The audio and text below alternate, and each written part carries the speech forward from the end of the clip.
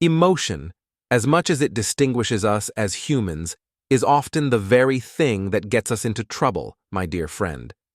This is especially true when it comes to our financial decisions. Most of these decisions are driven by emotional biases, and these biases act as barriers between us and the life we aspire to in the future. What do I mean by this? Let's say you're considering buying a new phone. This is an emotional bias. When you make that purchase, this emotional bias becomes a barrier between you and the life you dream of. For example, if you want to be financially well off or wealthy, such decisions often act as obstacles to achieving that goal. This is a 100% accurate observation.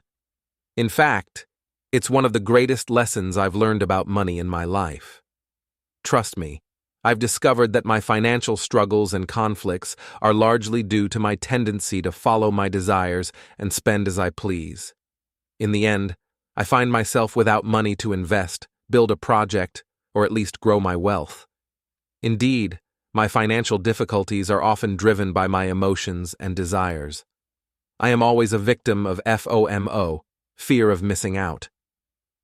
FOMO refers to the anxiety of missing out on something, and this psychological phenomenon is exploited by companies to increase their wealth, often at our expense. They convince us that we might miss out on something if we don't act quickly. For instance, brands like Gucci, Louis Vuitton, and Versace produce limited edition items that won't be repeated. When a new collection is released, there's a sense of urgency that you might miss out if you don't buy it immediately.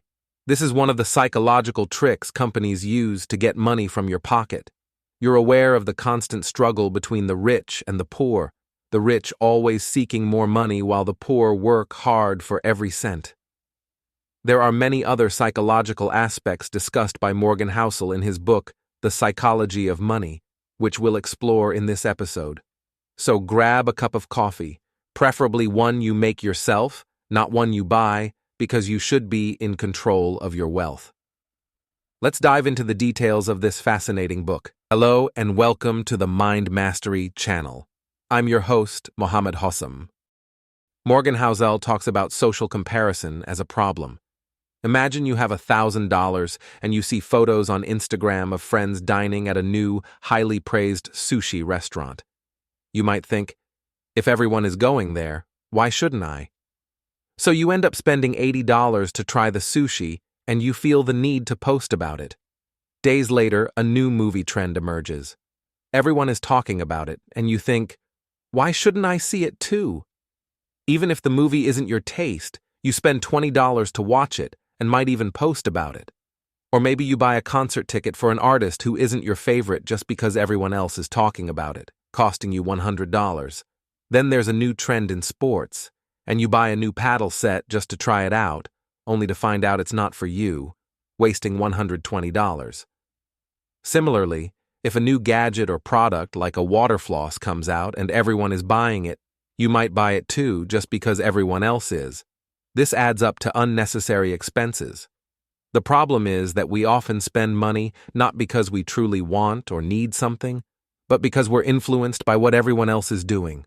This comparison often happens through social media, Instagram stories, Twitter tweets, YouTube blogs, TikTok videos, and so on.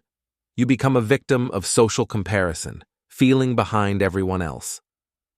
One of the biggest issues that can trap you in a cycle of FOMO, fear of missing out, or impulsive buying is when an advertisement convinces you that a product or service will solve a problem or fill a gap in your life. This is a dangerous trap, my friend. For instance, I've been going to the gym regularly, and I notice that almost everyone there has an Apple Watch, except for me. All I need from a watch is to time my breaks between sets. Just a simple timer for 60 seconds. But my mind keeps suggesting that I might need to track calories or other features that I don't really need. I'm aware that I don't actually need the watch, but ads can make you believe you do. Imagine if I saw an Apple Watch ad detailing all its features: calorie tracking, health monitoring, and more. This would convince me that the watch is essential and that I should buy it because of its numerous benefits. In reality, I would probably use it mainly to check WhatsApp notifications. This is the essence of impulsive buying. You can apply this example to clothes, shoes, eyewear, household items, kitchen tools, beauty products, and more. In such cases, the company wins while you lose.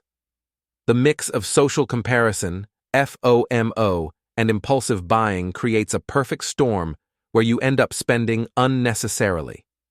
Companies benefit from this mix by making you feel like you need to act quickly or you'll miss out, thus increasing their profits at your expense. Morgan Housel's book on the psychology of money delves into these issues.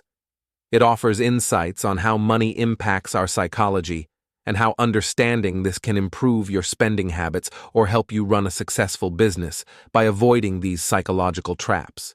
For example, when we purchase items based on social influence, like the new trendy Japanese restaurant or the latest fashion, we're not just buying a product but seeking social validation.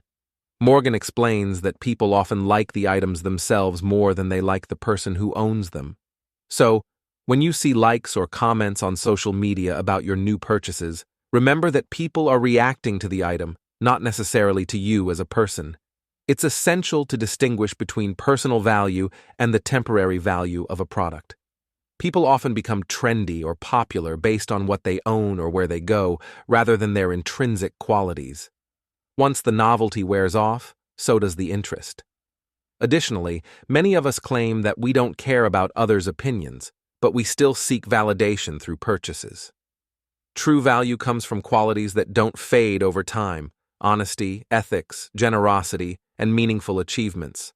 These attributes define your worth far more than any material possessions. Lastly, consider the influence of sales and discounts. Companies often create a sense of urgency to make you believe that if you don't buy now, you'll miss out.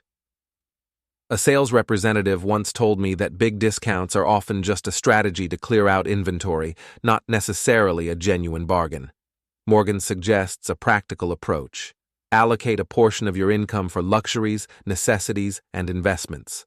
For example, you might set aside 25% of your salary for luxuries, 50% for necessities, and 25% for investments. Stick to these limits to avoid falling into psychological traps. Remember, it's important to enjoy life, but also to stay mindful of your spending habits. By setting boundaries and reassessing your needs versus wants, you can maintain financial stability and avoid being manipulated by marketing tactics.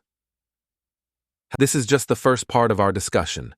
Don't forget to subscribe to the channel and hit the notification bell so you don't miss out.